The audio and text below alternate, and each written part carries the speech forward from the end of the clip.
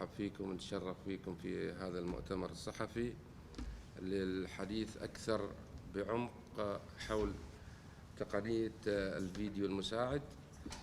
الحقيقة طبعا منذ استلامنا اللجنة في شهر نوفمبر 2021 كانت الفكرة موجودة أسوة بالدول المجاورة. بدينا الفكرة طبعا لتطبيق تقنية الفار في السلطنة.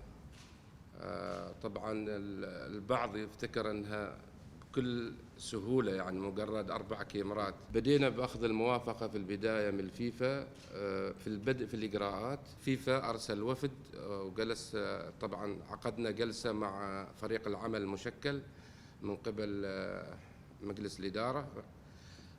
طبعا هذه الإجراءات كلها بعد الموافقة المبدئية من مجلس إدارة الاتحاد العماني لكرة القدم. تم تشكيل فريق العمل ويضم 4 جوانب رئيسية. الاتحاد الدولي يبدأ في التفكير فعليا من بداية 2016 عشان أخذ الموافقات المبدئية من المجلس التشريعي الدولي، لأن ما تقدر المجلس التشريعي الدولي هو صاحب السلطة في التعديل على أي بنود القانون.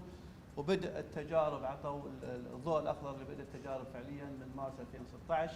حاليا 60 دولة حول العالم، يعني تقريبا الربع أو أقل من الربع شوي بدأ فعليا في التطبيق.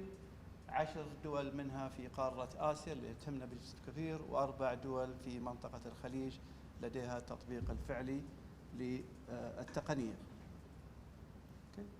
7 دول في طورها قدمت فعليا أو أخذت موافقات المبدئية، حصلت على الموافقة المبدئية. 7 دول في آسيا أخذت الموافقة المبدئية للتطبيق، ومنهم طبعا سلطنة عمان، إحدى الدول ال7 اللي أخذت الموافقة الخطية، لأن ما في دولة تستطيع تبدأ في التجارب قبل الحصول فعليا على موافقة خطية من الاتحاد الدولي ببدء هذه التجارب.